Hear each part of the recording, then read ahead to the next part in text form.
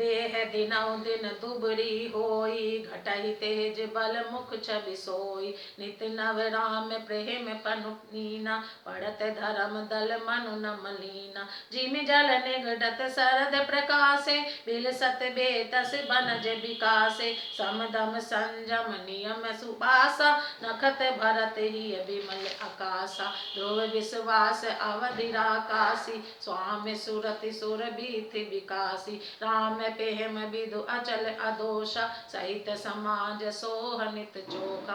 भरत रहनि समझुनि कर तूति, भगत बिरत गुण बिमल विभूति। वर्णत सकल सुख बिसकुचाई, शेष गणेश गिरा गम नाही। नित पूजत प्रभु पावरी, प्रीति न हृदय समाति। मागी मागी आयस करत, राज काज बड़ु भांति।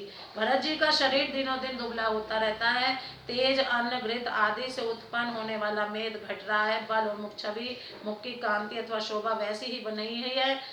राम प्रेम का प्रण नित्य नया और पुष्ट होता है। धर्म का दल बढ़ता है और मन उदास नहीं अर्थात प्रसन्न है। संस्कृत में कोश में तेज का अर्थ मेद मिलता है और यह अर्थ लेने से घटाई के अर्थ में भी किसी प्रकार की खींचतान नहीं करनी पड़ती। जैसे शरद ऋतु के प्रकाश विकास से जल घटता है किंतु वेद शोभा पाते हैं और कमल विकसित होते हैं। शम दम संयम नियम और उपवास आदि भरत जी के हृदय रूपी निर्मल आकाश के नक्षत्र तारागण है। विश्वास ही उस जगत में ध्रुव तारा या 14 वर्ष की अवधि का ध्यान पूर्णिमा के समान है और स्वामी श्री राम जी की सुरती स्मृति आकाश गंगा सरीखी प्रकाशित है।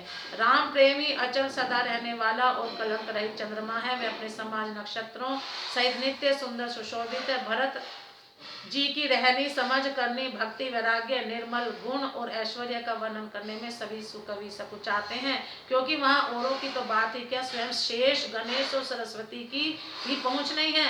वे नित्य प्रति प्रभु की पादुकाओं का पूजन करते हैं। हृदय में प्रेम समाता नहीं है। पादुकाओं से आज्ञा मांग मांग कर वे बहुत प्रकार सब प्रकार के राजकाज करते हैं। पुलक गाते ही सिय रघुबीरु, जी है नाम जप लोचन नीरु। लखन राम सिय कानन बसहि, भरत भवन बसि तप तन कसहि। दो दिसि समुझ कहत सब लोगु, सब विधि भरत सराहन जोगु। सुनि व्रत नेम साधु सकुचाई, देखी दशा मुनि राज लजाई। परम पुनीत भरत आचरणु, मधुर महंज मुद मंगल करनु। हरन कठिन कलि कलुष कलेसु, माह मोह निशिदलन दिनेसु। पाप पुंज कुंजर मृगराजु, समन सकल संताप समाजु। जन रंजन भंजन भव भारु, राम स्नेह सुधाकर सारु। सिय राम प्रेम पीयूष पूरन, होत जन्म न भरत को। मुनि मन अगम जम नियम सम, दम विषम व्रत आचरत को। दुख दाह दारिद दंभ दूषण, सुजस मिस अपहरत को। कलिकाल तुलसी से सठिन हटि, राम सन्मुख करत को। भरत चरित करिने, तुलसी जो सादर सुनहि। सिय राम पद प्रेम, अवसि होई भव रस विरति। शरीर पुलकित है, हृदय में श्री सीता राम जी हैं। जीव राम नाम जप रही है, नेत्रों में प्रेम का जल भरा है। लक्ष्मण जी, श्री राम जी और सीता जी तो वन में बसते हैं, परंतु भरत जी घर में ही रहकर तप के द्वारा शरीर को कस रहे हैं। दोनों ओर की स्थिति समझकर सब लोग कहते हैं कि भरत जी सब प्रकार से सराहने योग्य हैं। उनके व्रत और नियमों को सुनकर साधु संत भी सकुचा जाते हैं और उनकी स्थिति देखकर मुनिराज भी लज्जित होते हैं। भरत जी का परम पवित्र आचरण चरित्र मधुर सुंदर और आनंद मंगलों का देने वाला है।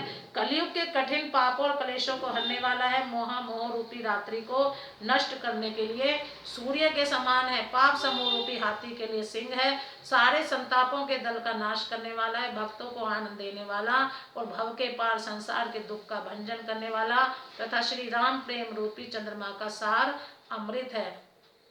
श्री सीता राम जी के प्रेम रूपी अमृत से परिपूर्ण भरत जी का जन्म यदि न होता तो मुनियों के मन को भी अगम यम नियम शम दम आदि कठिन व्रतों का आचरण कौन करता। दुख संताप दरिद्रता दंभ आदि दोषों को अपने सुयश के बहाने कौन हरण करता तथा कलिकाल में तुलसीदास जैसे शठ को हठ पूर्वक कौन श्री राम जी की सम्मुख करता।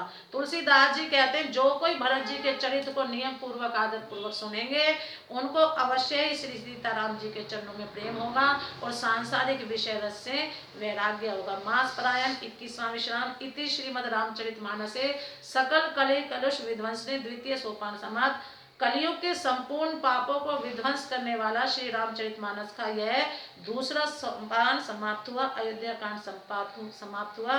प्रेम से बोलो जय श्री राम।